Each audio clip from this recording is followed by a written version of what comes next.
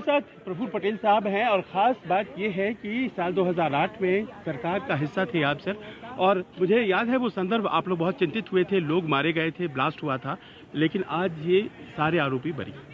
देखिए, जहाँ तक आतंक होता है, कोई भी सांप्रदायिक या अन्य दंगे होते हैं, उसके मामले में हम सब लोग कड़ी निंदा करते हैं। आज पहलगाम के मामले में आज हम लोग कितने चिंतित हैं। एक तो आतंकवाद से चिंतित हैं, पाकिस्तान का उसमें हिस्सा है, और दूसरी बात कि हमारे हिंदू भाइयों को चुन चुन कर मारा गया। तो ये सब बातों को लेकर जहां भी आतंक होता है, कहीं भी गलत काम होता है, तो उसकी हमने सबने निंदा करनी चाहिए।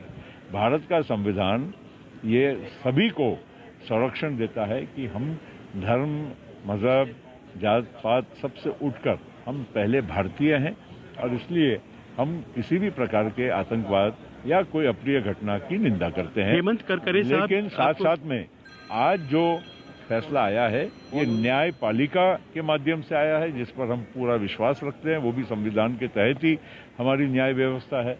अब उन्होंने फैसला दिया है तो उसका हम लोगों ने स्वीकार करते हुए स्वागत किया। बस एक ही प्रश्न मिला है सर, हेमंत करकरे साहब जिनकी बाद में मौत हुई, शहादत हुई, उन्होंने इस केस को बहुत तरीके से बनाया। आपको लगता है कि प्रोसिक्यूशन जो है लैक ऑफ एविडेंस हो गया, क्योंकि अभी भी कोई हत्याएं हुई, धमाका हुआ, लेकिन कोई पकड़ा नहीं गया, कोई दोषी नहीं? देखिए, अब करकरे साहब आज है नहीं, और उन्होंने बड़ी अपनी शहादत, बहादुरी हमारे देश की रक्षा के लिए ही उनकी हुई थी। तो अब वो क्या उनका एविडेंस था, क्या नहीं था, इसके बारे में टिप्पणी करने के बजाय इतना ही कहेंगे कि न्यायपालिका ने सभी बातों को देखते हुए ही ये फैसला दिया होगा।